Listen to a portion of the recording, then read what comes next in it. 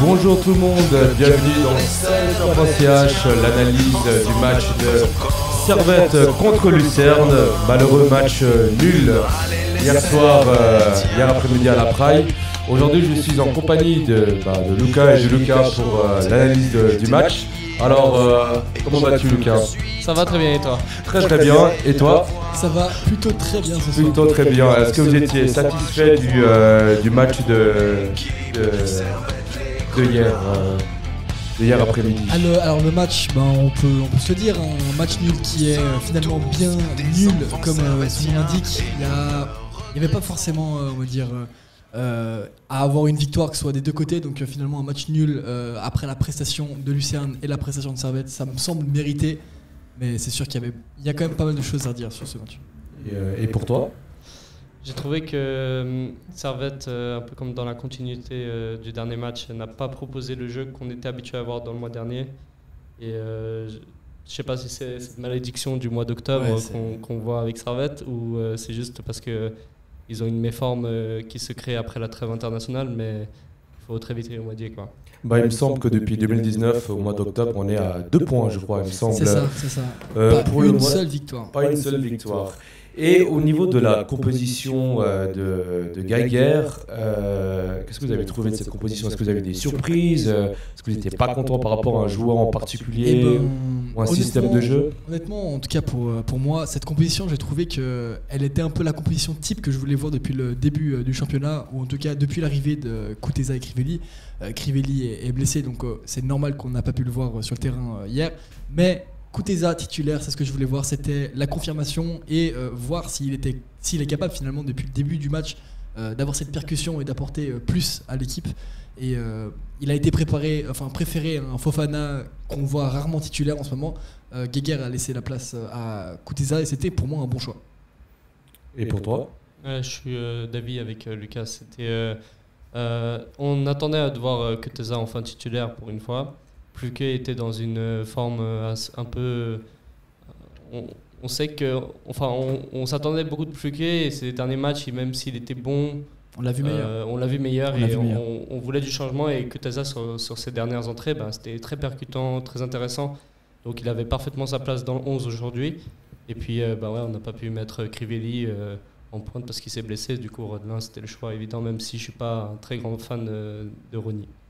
En tout cas, pour moi j'étais assez satisfait du 11 de départ avec la titularisation de Diallo à la place de Bauer. Déjà ça, c'était bien. Et puis surtout, comme tu l'as relevé, goûter ça dès l'entrée du match. C'est ce que j'avais demandé justement au match contre Lugano. Justement, peut-être avec une titularisation de goûter ça, on aurait peut-être pu avoir un match nul ou même voir peut-être une victoire. La victoire.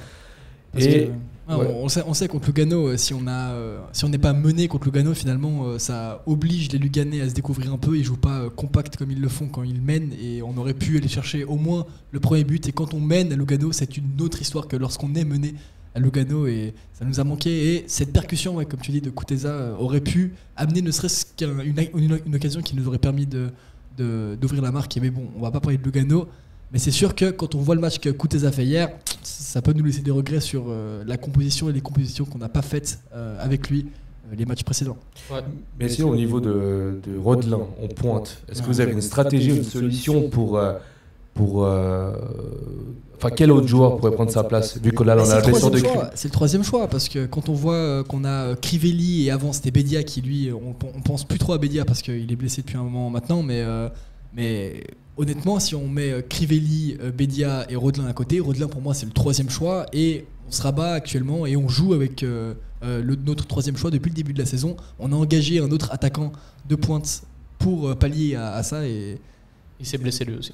Ouais, il s'est blessé lui aussi quoi. Donc c'est ça. Non, c'est dur. C'est normal d'avoir Rodelin en pointe, mais bon.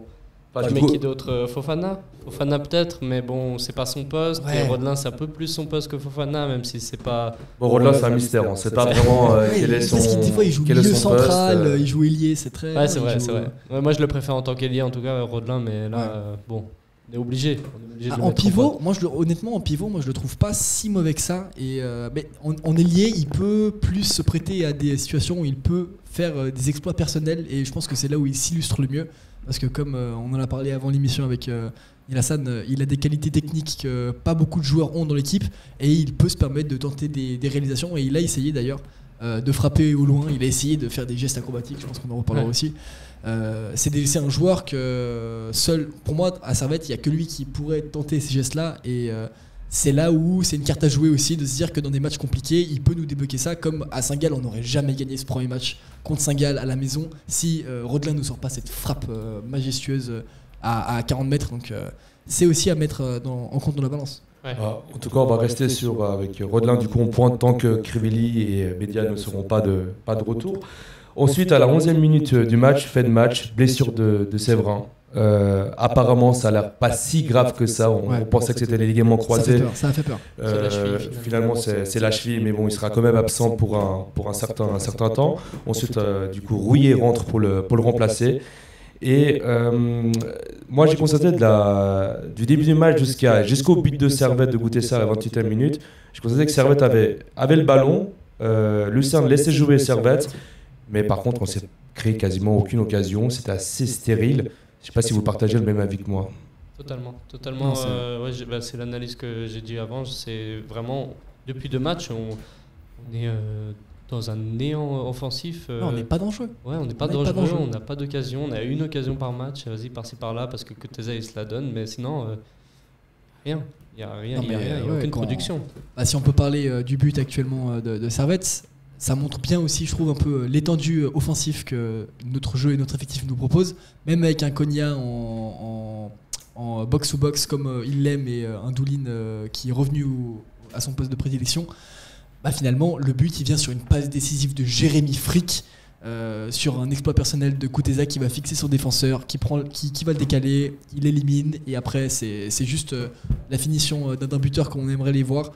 Il a su prendre son opportunité, mais c'est pas un fait de jeu, c'est pas une action collective, c'est pas on est parti de la défense, on a joué avec nos milieux de terrain pour jouer sur les ailiers et remettre dans l'axe comme on le voit dans les grands championnats actuels. C'était vraiment sur un coup d'éclat et c'est dommage parce que Servette a les capacités pour aller provoquer, Servette a les capacités et les joueurs techniquement parlant pour aller mettre en danger n'importe quelle équipe de Super League pour moi. Ouais. Et c'était surtout sur une contre-attaque servettienne, vu que Lucerne avait tiré sur Frick. Frick récupère le ballon, très beau dégagement de Frick, et ensuite, surtout, il faut signaler, c'est Stevanovic qui couvre le défenseur lucernois, qui laisse de l'espace à Goutessart. Du coup, très bien joué de la part de Stevanovic. On se trouve à ce moment-là du match à 1-0, un peu au cours du jeu, on va dire, parce que vraiment, Servette ne nous a pas montré vraiment dangereux avant cette occasion. À la 44e minute, ensuite, on a une main de Doulin, il n'y a pas pénalty. Franchement, moi je comprends pas pourquoi il n'y a pas eu pénalty. Je vais pas me plaindre, mais je comprends pas. Pour moi, il aurait eu faute. Non, pour moi, honnêtement, je vois. Non, pour moi, la décision elle était juste et si elle n'a pas été revue par l'arbitre ou en tout cas la VAR, on n'a pas redemandé à monsieur, je sais pas qui a arbitré, mais. C'est Chan, je crois, Frédéric Chan. Enfin bref, si il n'est pas revenu voir la VAR, c'est que la VAR estimait en tout cas que Doulin avait collé son bras le long de son corps. Comme on peut le voir sur les ralentis ou quoi, les défenseurs le font. Et quand ils le font, finalement, ils sont récompensés par ne pas avoir sifflé ce penalty, même si ça a bien dévié le ballon, on le voit bien sur les ralentis. Ouais. Bon, je suis pas forcément d'accord sur cet avis-là. Pour moi, il y avait vraiment penalty. Mais le fait que ce soit pas revu par la VAR, c'est bizarre quand même. Pour moi, la main, elle était complètement décollée, justement. Ah ouais, justement, il le défend. La main, il y a le mouvement en plus. Alors bref, on va pas se plaindre parce que pour une fois que la VAR est du côté de Servette, je suis persuadé que Frick l'aura arrêté au stade de Genève. Mais là, on essaie de revoir le ralenti. Voilà. Juste là. Et oui, la main. C'est quand même une belle petite main. Quand même une belle petite main. Franchement, on ne comprend pas pourquoi la VAR n'a pas intervenu. Encore une fois, la VAR en Suisse, on se pose des questions. Pour une fois que c'est dans notre sens. Pour l'utilité de la VAR en Suisse, mais bon, tant mieux. À ce moment-là du match, peu après, on se retrouve à la mi-temps, début de deuxième mi-temps. Qu'est-ce que vous avez trouvé un peu de ce début de deuxième mi-temps à part de Servette? Honnêtement, moi je m'en souviens plus trop et je pense que ça démontre bien le fait qu'on n'a pas été très percutant, on n'a pas été. C'est un peu à l'image de la première mi-temps. Peut-être qu'on avait la possession, mais c'était un match assez équilibré quand même. Et là, si je peux en parler des fautes commises des deux équipes. Ça montre aussi bien. On est donc Servette et Lucerne, ce sont les deux équipes qui ont commis le moins de fautes avant le début de ce match. 27 fautes ont été commises durant tout le match. Ça montre bien aussi à quel point on a cassé le rythme des deux côtés, que ce soit Lucerne ou Servette. Et finalement, il n'y a rien qui peut se créer à part sur une contre-attaque, sur une frappe. Et finalement, les deux buts, c'est sur les contre-attaques. Donc, non, la première partie de la deuxième mi-temps, c'était compliqué. Ensuite, à la 57e minute, on a double changement de Gaguerre qui fait rentrer, qui sort Doulin, à la grande surprise pour Cespedes. Vous avez pensé quoi de ce changement? C'était un peu étrange quand même. Je te laisse c'est pas compréhensible de sortir Doulin si tôt dans le match. Enfin, j'ai pas compris. En plus, c'est un poste pour poste. Il a pas été averti en plus, Doulin. Je pense pas. Non. Enfin, il me semble qu'il a eu un carton jaune. Oui. Il a eu un carton. Oui, il a eu un carton jaune. Ouais, même comme ça, tu le sors pas dans un match comme ça. C'était combien? À la combienième? C'était à la 63e. 63e minute. Ouais, c'est tôt quand même pour sortir en plus un milieu de def, et en plus c'est un poste pour poste, donc t'amènes rien en plus dans ce changement. Tu remplaces un joueur pour mettre le même profil de joueur en moins bien, parce que même si Cespedes je le trouve plutôt bon, mais il n'est pas au niveau de Doulin, et vraiment j'ai pas compris. Le changement a été effectué avant ou après l'égalisation lucernoise? C'était après. L'égalisation lucernoise, c'était à la 59e minute. Donc, vraiment aucune volonté d'aller de l'avant. Tu fais un changement, tu mets un milieu def au lieu d'un milieu def. Surtout que Doulin, entre Cespedes et Doulin, je trouve qu'il n'y a pas photo. Doulin est un mastodonte, il laisse rien passer. Même première mi-temps, j'ai vu des interventions de Doulin, et on voit aussi là que la défense de Servetienne, la défense servétienne, c'est pas la deuxième meilleure défense pour rien. On a quand même un sacré bloc quand on se prend pas des contre-attaques, quand on joue en tout cas compact et qu'on laisse en tout cas l'équipe adverse venir à nous. Finalement, on se prend rarement des occasions, et encore les Lucernois n'arrivent pas à tirer finalement. Justement, ce but lucernois à la 58e minute, c'est un peu comme le but contre Lugano, justement une perte de balle près de la touche, contre-attaque des Lucernois. Énormément d'espace pour le porteur du ballon, il est tout seul, il se retrouve tout seul. Diallo, il laisse Diallo, il n'est pas à son poste. Non. Regardez où il est. Non. Il est avec son attaquant qui doit marquer, il a 5-10 mètres d'écart. C'est juste pas acceptable. Et du coup, ça lui laisse complètement de l'espace pour tirer. On a l'image devant nous, là, c'est Vouillot aussi doit revenir sur lui, doit couper le hors-jeu, et surtout doit fixer ce défenseur-là, parce que Diallo n'est pas à son poste. Donc c'est à Vouillot aussi de venir et de le couvrir. C'est pas fait, donc Max Meyer, il est absolument tout seul. Il a pu prendre le temps de se mettre sur son bon pied, il a décalé, et voilà, il a aucune chance pour Jérémy Frick, c'est bien placé, pas besoin d'une frappe puissante. Mais après, moi je pense qu'on peut pas trop en vouloir justement à Diallo et aux défenseurs servétiens, parce que toute l'équipe était dès qu'il y a le ballon, c'est replacé très haut sur le terrain. Du coup, c'est très compliqué de revenir lorsqu'il faut perdre le ballon vers le milieu du terrain, c'est assez compliqué à revenir. Mais voilà, Servette contre Lugano. Exactement pareil, perd une balle au milieu de terrain, se retrouve face à un but luganais. Là, on se trouve une erreur défensive, une erreur de passe, et puis on se retrouve à se encaisser un but.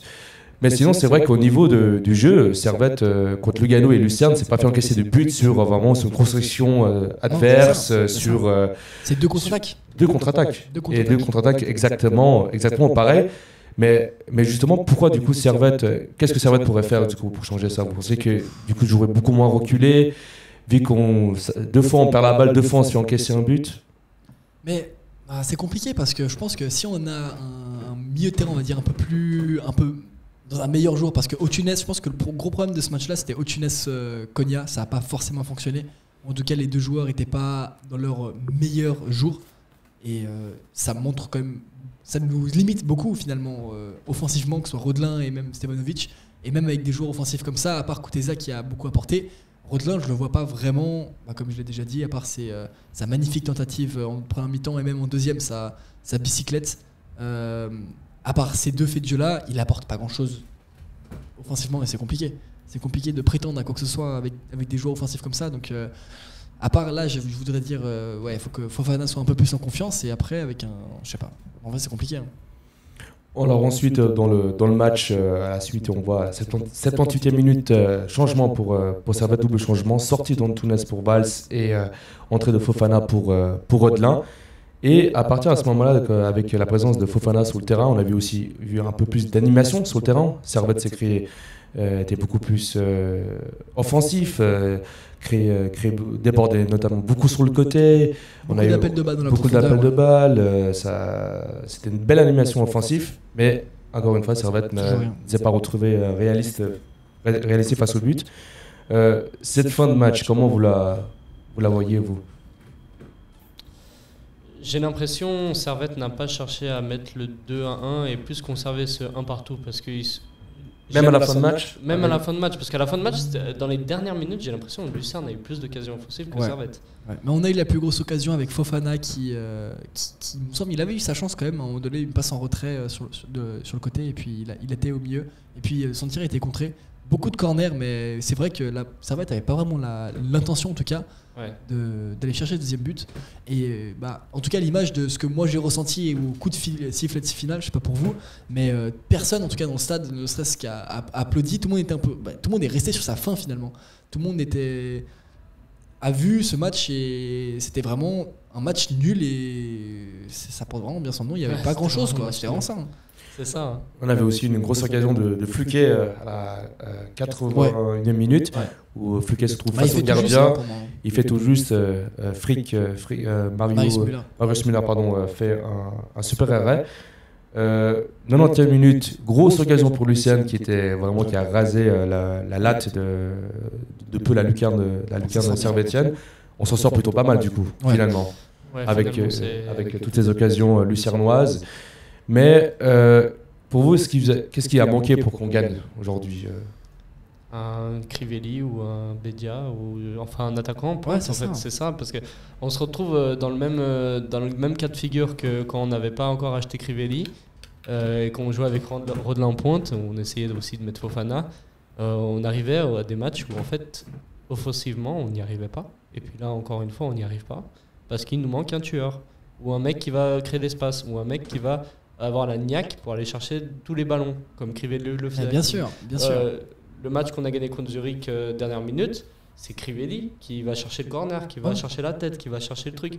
Donc c'est des joueurs importants et que Rodelin ou Fofana, même si j'aime beaucoup Fofana dans sa percussion, ne fait pas. Ce n'est pas des joueurs de duel, ce n'est pas des joueurs qui vont aller cravacher la défense, chercher l'espace et permettre à Servette de s'imposer dans les dernières minutes. Non, je te rejoins complètement sur cet avis-là, surtout que on est quand même deuxième du championnat, c'est pas un mauvais classement, on va pas se le cacher, c'est quand même une très très bonne place à occuper en ce moment, mais on est la troisième pire attaque de Super League, on met pas de but, on en met vraiment peu, dans le top 10 des meilleurs buteurs, non même dans le top 15 des meilleurs buteurs de Super League, il n'y a pas un seul Servettien, puisque je sais même pas si on a un seul qui a mis plus de 3 buts. Je crois que il ne semble pas, plus de 3 buts, non. Il semble pas. C'est ça, on a que des joueurs. Tout le monde marque un peu, tout le monde a la capacité de marquer, mais on n'a pas ce buteur-là qui va mettre ses 6-7 buts dans la saison. Et c'est ce qu'il nous faut. Et c'est aussi pour ça qu'on a pris Crivelli. Et effectivement, de le voir blessé, de pas avoir cette percussion-là, de pas avoir cette niaque, comme tu l'as dit, Lucas, c'est compliqué. C'est vraiment dommage et ça nous manque. Parce que là, comme on l'a dit, c'est dur de voir que Servette a dû, à la maison, marquer sur contre-attaque, alors que d'habitude, nous, notre force, c'est plutôt que ce soit les coups de pied arrêtés ou les remontées haut et vite avec un cognac box-to-box qui va aller provoquer la défense adverse. C'est compliqué. Mais surtout en parlant de justement qu'il manquait un attaquant à Servette, il y en avait un sur le banc de touche, un attaquant de pointe, Alexandre Dias Patricio, 18 ans, ça c'est vrai. Formé par le club. Il en plante en M21, il en plante beaucoup. Il marque beaucoup de buts sur la M21. Pourquoi Gaguin ne l'a pas fait rentrer peut-être à la 65e, 70e minute à la place de Rodelin pour vraiment apporter quelqu'un qui est à son poste? Voilà, ça c'est une grande question. Moi, je ne comprends pas à Gaguerre, c'est de le convoquer ce joueur depuis plusieurs matchs déjà et de ne pas faire rentrer, de le faire attendre sur le banc de touche. Voilà, grande question pour Gaguerre. Moi, en tout cas, pour ma part, je ne comprends pas pourquoi Dias Patricio ne serait pas rentré pendant le match, vu que c'est le profil qui manque un peu à Servette en ce moment, un vrai attaquant de pointe. Tu as raison, tu as complètement raison. D'ailleurs, même moi, j'avais oublié qu'il était sur le banc. Tu vois. Moi non plus, j'avais même pas. Gaguerre aussi, il a oublié. Je pense qu'il était sur le banc. Mais lui, il devrait pas l'oublier, tu vois, c'est le coach. Ça. Mais totalement, il faut que dans ce genre de match, il lui donne sa chance. Enfin, c'est pas en le faisant rentrer que dans les matchs où on gagne 3-0, où on mène largement, où on joue contre des équipes la chaux de fond ou le Stade Lyonnais qu'il faut le faire rentrer. Il faut le faire rentrer aussi à des moments décisifs. Parce que si s'il y a bien besoin de lancer un joueur et de voir son potentiel, c'est dans les moments comme ça. Oui, bien sûr. C'est pas, voilà, bien sûr, parce que là, on a un match fermé, on est à la maison, il y a un partout. Finalement, tu donnes l'occasion à ce joueur-là de se mettre en valeur et surtout d'apporter un changement. Parce que actuellement, réellement, hier, offensivement parlant, deuxième mi-temps, il n'y avait pas grand-chose de possible, à part même Fofana. Moi, honnêtement, j'aurais été Guinguer.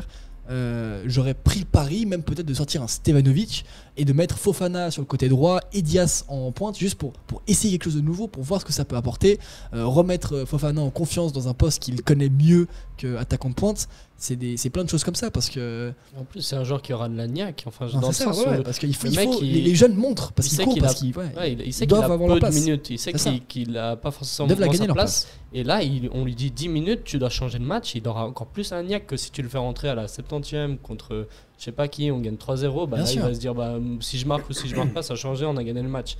Là il se dit 15 minutes je vais les faire à fond, moi j'ai ma place, je dois jouer ma place, je dois aller à fond. Et il va avoir l'envie. Ouais. Et c'est peut-être ça qu'il faut essayer parfois. Tu vois.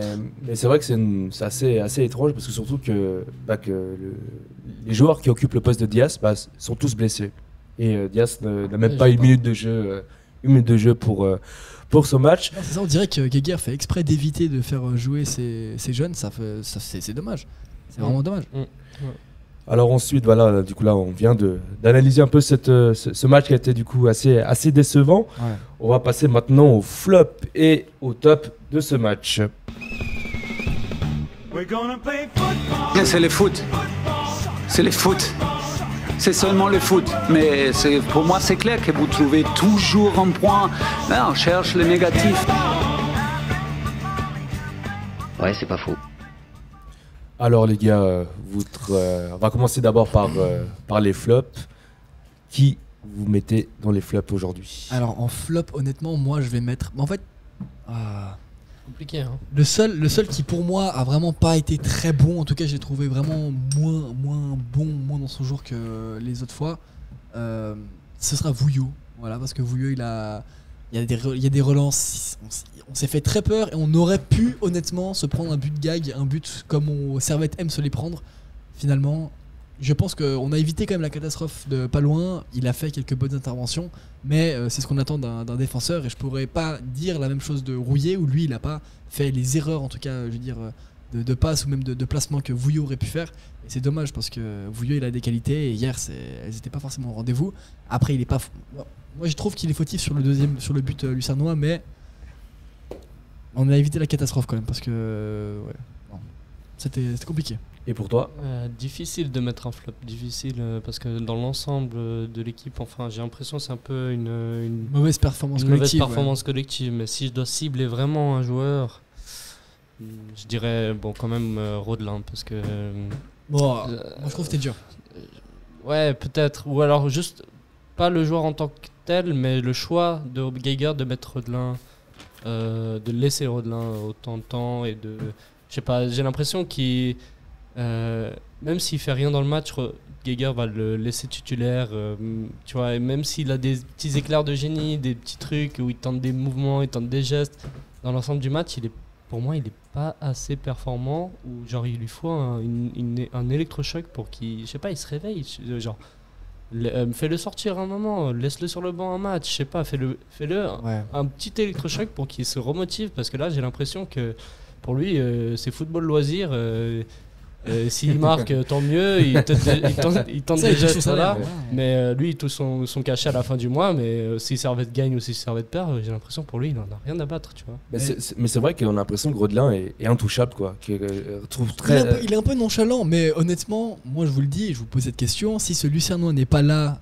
sur la réception du corner et de cette bicyclette, est-ce que vous seriez pas en train de dire que c'est le meilleur joueur de la Terre finalement? C'est ce qui s'est passé contre Saint-Gall. Ah oui. Ils sont c'est pour ça que moi je félicite en tout cas l'effort et la tentative, parce que en plus c'est pas comme s'il avait essayé un truc impossible et mal réalisé, que ce soit son intervention en première mi-temps et la bicyclette en deuxième. C'est sûr que c'est les seuls faits de match qu'on peut lui donner, mais en tout cas dans la réalisation technique et dans l'envie, pour moi c'est ce qu'il y avait à faire, c'était le mieux à faire. Et après au niveau des exploits, des exploits individuels. Je sais pas, une chance sur combien pour que des buts comme à Saint-Gall retombent. C'est parce que oui, il a tenté, c'est très bien qu'il a tenté. S'il a les opportunités, il les prend. Hein. Mais bon, est-ce que vraiment on va avoir 2-3 buts comme ça cette saison Enfin, moi j'ai plus l'impression que sur la constance et sur la régularité, il n'est pas là. Mais il peut nous faire des coups d'éclat de temps en temps. Et bien, aujourd'hui, il n'était pas là. Du coup, je peux comprendre le fait qu'il soit un peu dans les flops. Pour moi, au niveau des flops, c'est pas un joueur. C'est encore une fois, c'est Gaguerre, comme pour le match contre Lugano.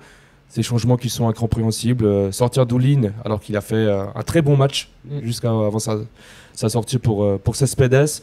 D'attendre aussi... c'est aussi avec l'entrée de sortir Gutesa, on va dire. Oui, Gutesa peut-être pour Fluquet, c'était plus facile, mais pour moi, c'était le joueur qui apportait le plus de danger sur le terrain. Et surtout, pour moi, la plus grosse problématique, c'est justement la Servette se retrouve sans attaquant. Et on avait un jeune formé au club qui était sur le banc de touche, qui attendait tout simplement de rentrer sur le terrain pour prouver justement qu'il mérite sa place. Ouais. Et justement, je ne comprends pas. Il a été convoqué, mais il n'a pas joué une seule minute. Voilà, encore une fois. J'ai un peu du mal avec Gaguerre ces derniers temps, où justement, comme contre Lugano, des changements assez étranges, des systèmes de jeu qui ne sont pas très cohérents.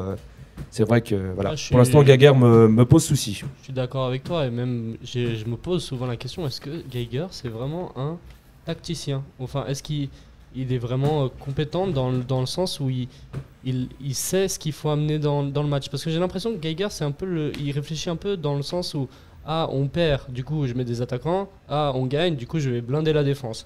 J'ai l'impression, et puis toujours les mêmes changements, toujours les mêmes joueurs, toujours les mêmes 11 peut-être. Il est très prévisible finalement. Et j'ai l'impression que il est un peu trop prévisible, et que j'ai l'impression, est-ce que vraiment c'est un tacticien ou est-ce que c'est juste un coach Mais tu vois pas tous les choix qu'il fait derrière la boutique, tirer les ficelles. Mais en tout cas, si on a un entraîneur de Super League, je pense qu'ils savent déjà 2 jours avant le match quel sera le 11, parce que c'est quasiment tout le temps le 11 de base. Après, je dis pas que c'est un mauvais coach, hein. C'est un bon coach. Il a amené Servette à la place où il dans l'élite, et 4 ans Super League.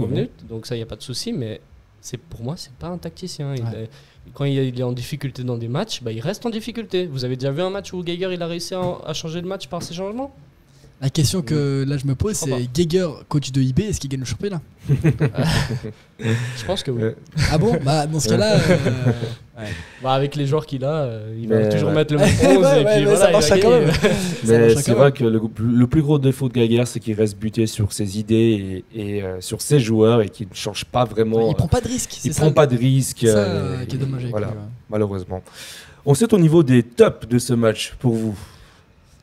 Qui veut prendre le plus évident, peut-être je te laisse. Du coup, je prends le plus évident. Kuteza, pour moi, c'est le joueur qui fait la différence depuis 2 matchs. Et, il fait du bien.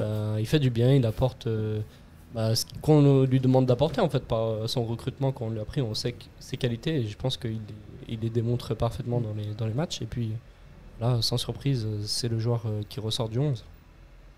Non, très très très très bon joueur, Kuteza. Et moi, je vais le dire, en plus, ça m'énerve parce que du coup, il s'est fait changer très tôt dans le match, mais pour moi, c'est celui qui tient la défense, c'est celui qui est... Moi, je l'adore, Doulin. À chaque fois que je suis là, j'en parle comme si c'était mon ami très très proche. Ouais, mais non, je l'ai jamais vu, mais je suis très heureux de le rencontrer, Monsieur David Doulin. Mais pour moi, il est excellent, et il remplace parfaitement les 4 qu'on avait eu à cette place-là avant, et avec lui, pour moi, je me sens en sécurité, et puis il va se jeter comme il le faut, il va au danger, et puis il est souvent averti. D'ailleurs, on risque encore de le perdre pour 1 ou 2 matchs sur les suspensions, mais c'est les contacts qu'il nous faut. C'est aussi ce que Cespedes faisait, mais je trouvais moins bien, c'est-à-dire de casser les fautes et de venir un peu au contact, mettre de l'intensité au jeu. Et là, c'est la sortie, là où là, de nouveau je rajoute et je rejoins un peu ton flop, Lucas, de Geiger.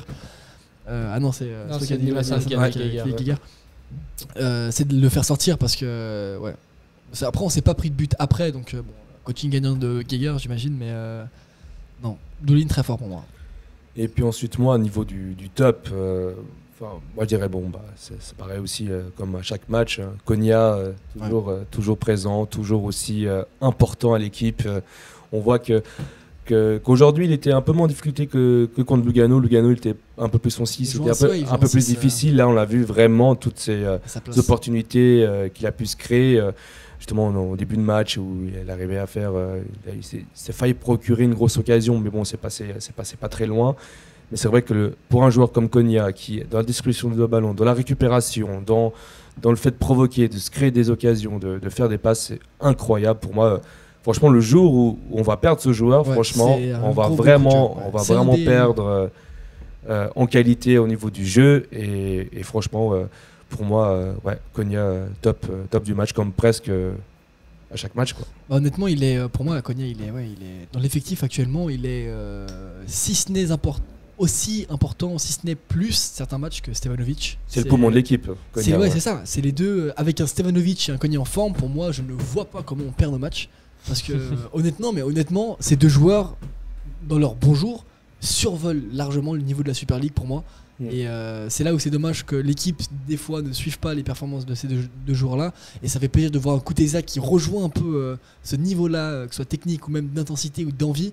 Parce que finalement, Konya et Stevanovic, je les aime bien parce qu'ils se rejoignent un peu. C'est des gens, ils sont très discrets, que ce soit dans la vie privée et dans la vie de tous les jours. Ils se montrent pas beaucoup, mais sur le terrain, ils mouillent le maillot. Ils sont rarement satisfaits des prestations qu'ils font et ils en veulent toujours plus. Et c'est des joueurs à voir. Ouais, c'est vrai que Konya fait partie de ces joueurs qui se donnent à fond sur le terrain. Ouais. On le voit pas vraiment marcher sur le terrain, contrairement à certains joueurs qu'on va pas citer de nom, mais c'est vrai que voilà, Konya dans mon top. Bah voilà, ça c'est un peu l'analyse de... Non mince, un flop. Non, alors je le place juste comme ça parce que quand même Lucas, on a une révélation. Tellement on l'a oublié. Une révélation. Je vais pas dire qu'il est mauvais, mais Otunes quand même, on en a pas parlé. Et dans les flops. Otunes, honnêtement, je l'ai pas... Mais moi je suis pas d'accord. Il est à l'image du match de hier, il a rien apporté, mais il a pas été mauvais, mais il a rien apporté. Et contrairement à Konya où il a vraiment essayé et tout, je sais pas.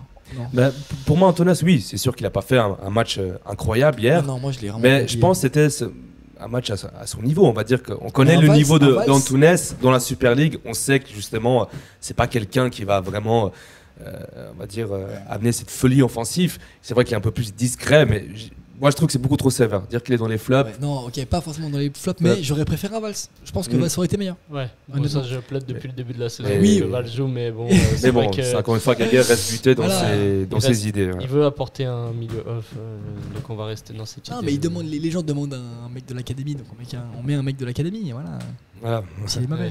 Ouais, je dis pas qu'il est mauvais, Otunes, mais pour moi, Valls, je parle un peu vite peut-être, mais Otunes, hier, il n'était pas étincelant et pour moi Valls il a cette qualité de, surtout comme on l'a vu l'année passée, c'est lui qui allait chercher le but contre Zurich, il a tiré le corner il me semble contre Zurich aussi de nouveau cette saison. Il a cette qualité pour aller chercher finalement les 3 points en fin de match et le voir titulaire pour moi c'est quelque chose qu'on a envie de voir plus souvent quoi, parce que Valls il a de la qualité technique incroyable. Ouais, non, je suis d'accord sur ça. Alors, du coup, voilà, c'était pour l'analyse de ce match. Voilà, malheureux 1 partout de Servette contre Lucerne face à devant 8400 supporters. C'est quand même respectable. Belle affluence pour un match. Ouais, pour ce niveau, pour c'est dommage parce que tu te dis que le prochain match il y aura moins quoi. Ouais. Bah, il me semble que c'est la première fois que Servette dépasse les 8000 spectateurs contre Lucerne depuis son retour en Super League. On espère que pour le prochain match à domicile contre Bâle, on va dépasser les 10 000 spectateurs et que du coup dans les réseaux sociaux on verra un petit peu de pub. Et justement en parlant de réseaux sociaux, notre sujet aujourd'hui hors terrain, c'est justement les réseaux sociaux de ces Servettiens qui font de très bons résultats. Quel plaisir grâce à Crivelli notamment. La preuve que la semaine passée Servette avait atteint les 50 000 abonnés sur Instagram. Ouais. Vous en pensez quoi des Servettes au niveau des réseaux sociaux? C'est fou parce que moi j'ai l'habitude souvent de comparer les différents réseaux suisses sociaux en tout cas de foot, que ce soit Sion, Lausanne, parce que c'est nos concurrents directs, j'aime bien voir, et on était souvent derrière en tout cas pour FC Sion, on a souvent été derrière eux parce que je sais pas, peut-être ils touchent un plus grand nombre de personnes, mais toujours très loin derrière le Young Boys et FC Bâle. Mais là cette vidéo de Crivelli 51,8 millions de vues sur Instagram, record suisse absolu. On en fait plus que même le compte principal de l'équipe suisse n'a jamais fait autant de vues ou de likes sur une seule de ses publications. On a gagné, je crois, on a dû gagner 15 ou 20 000 abonnés grâce à ça. Et ça fait plaisir que ce soit sur TikTok, Instagram, et ça donne envie que ce soit aux jeunes, ça met Servette en avant. Et Et c'est trop cool, surtout que voir que c'est Servette qui a proposé ça, que tout le monde, cette vidéo de Crivelli, elle est passée absolument partout. C'est incroyable. C'est incroyable. Ouais, pour je suis toi d'accord. Moi, je suis directement dans les réseaux sociaux, du coup, je peux voir ça directement. Mais ouais, Servette, comparé aux autres clubs, les autres clubs, c'est néant total en termes de communication. Ah non, c'est sûr. Ta Servette, c'est vraiment, que ce soit Twitter, Instagram, TikTok ou Facebook, pardon. Et ils ont une équipe de communication qui marche aux petits oignons, qui marche très bien. Et quand tu vois à côté les clubs suisses allemands, leurs tweets désastreux. Non, c'est ça. Et puis tu vois souvent, même sous les publications du Servette FC, des Lucernois, des Zurichois qui sont là. J'aimerais bien avoir le même community manager. On a beaucoup de chance. Et non, mais on a redépassé quand même le FC Sion avec ses 38 000 abonnés. Je crois que c'était ça, un truc comme ça. Maintenant, on les a bien explosés et ça fait plaisir d'avoir une victoire de plus au compteur qu'eux. Mais non, c'est cool. On est la plus grande équipe maintenant romande, en tout cas sur les réseaux sociaux, et c'est de la place qu'on mérite, je pense. Et au football aussi, on est la plus grande équipe. Oui, mais ça, il n'y a pas besoin d'en parler. Je pense que les faits parlent pour eux-mêmes. Après, c'est vrai qu'en Super League, je pense que Servette, ces derniers temps, était le club qui a sans doute le plus buzzé. À l'international. Et puis c'est pas la première fois. Avec le but de Rodelin, on avait eu aussi les passes de Servette. Contre Chafouz, ça avait tourné aussi. En Challenge League. Mais c'est vrai que même au niveau du marketing, avec les réseaux sociaux, les maillots, tout, ça crée un engouement. Et puis moi, je constate qu'au stade, il y a pas mal de jeunes de 16, 17 ans qui viennent, qui généralement ne venaient pas au stade. Et que ces réseaux sociaux ont réussi à ramener du gens au stade. Du coup, j'espère que ça va continuer comme ça. Mais si sportivement on était pareil, je pense qu'on serait champion. On serait champion, mais même on serait déjà en poule de la Champions League. Attention. Et en plus, le coup de com' du maillot, enfin cette année incroyable. Le maillot, on le voit partout. Enfin moi, l'autre jour, je prends le bus, je vois des petits avec le maillot de Servette. J'étais là. C'est trop cool. Genre des trucs là. Les années précédentes, tu voyais pas des gens dans la rue comme ça. Ça, c'est incroyable. Après, il faut avouer, les maillots sont magnifiques. Cette saison, les maillots Adidas, la collaboration très très bien faite de changer. Quel plaisir. Très très beau maillot si on compare au maillot de Sion qui sont complètement une catastrophe. À l'image du club. À l'image du club. Bah voilà les gars, c'était oh là là, un petit problème technique, je ne sais même plus c'est quoi pour le jingle de fin. Le fin, là pardon, voilà. Petit problème technique, désolé. En tout cas, merci les gars, c'était une très belle analyse. C'est un plaisir d'être là. Vraiment. Voilà, le prochain match de Servette, ce sera dimanche contre Bâle à domicile à 16h30 il me semble. Écoute, j'espère que vous viendrez nombreux pour dépasser ce cap des 10 000 spectateurs car le club en a besoin. Voilà, bonne soirée. Au revoir. Wow.